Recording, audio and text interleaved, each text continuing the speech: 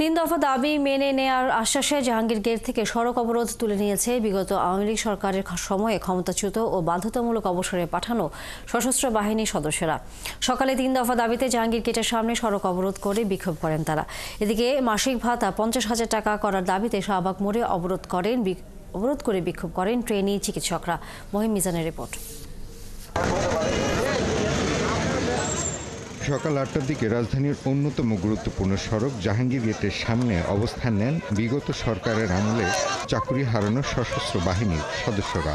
গেল ১৬ বছরে অন্যায়ভাবে চাকরি হারানো ও বাধ্যতামূলক অবসরে পাঠানো সশস্ত্র বাহিনীর সদস্যদের সংগঠন সহযোদ্ধার ব্যানারে রোববার সকাল ৮টার দিকে শুরু হয় এই কর্মসূচি।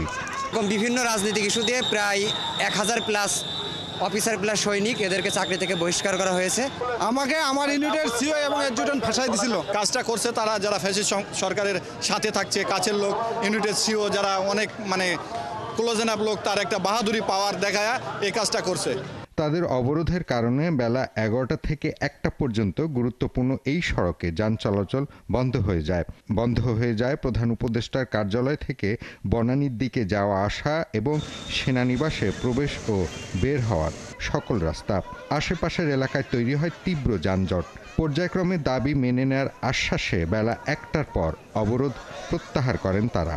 আগামী 5 কর্মদিবসের মধ্যে জাস্টিস ফর কমরেডের প্রতিনিধি এবং সহযোদ্ধা প্ল্যাটফর্মের প্রতিনিধি নিয়ে একটি রিভিউ কমিটি গঠন করা হবে, যার মাধ্যমে পর্যায়ক্রমে আমরা যারা এখানে আছি তাদের দাবিসমূহ মেনে নেওয়া হবে। আমাদের একটা সময়সীমা বলা হয়েছে, এই সময়সীমার মধ্যে আমরা আমাদের কাজটা সর্বোচ্চ চেষ্টা করে করব। এদিকে মাসিক 50,000 টাকা ভাতা ও নবম গ্রেডের দাবিতে আবারও শাহবাগ মোড় অবরোধ করেছে ট্রেনি চিকিৎসকরা। মাসিক ভাতা 25,000 টাকা থেকে 50,000 টাকা করার দাবি জানিয়ে তারা বলেন, আওয়ামী লীগ সরকারের সময় তারা আন্দোলন করেছেন, কিন্তু সে সময় তাদের হয়রানি করা হয়েছে। এর আগে আওয়ামী লীগের আমলেও হলো যে আমাদের উপর নির্যাতন চালানো হয়েছে। আমরা চাই নবম গ্রেডের সমানের হোক অথবা 50,000 হোক।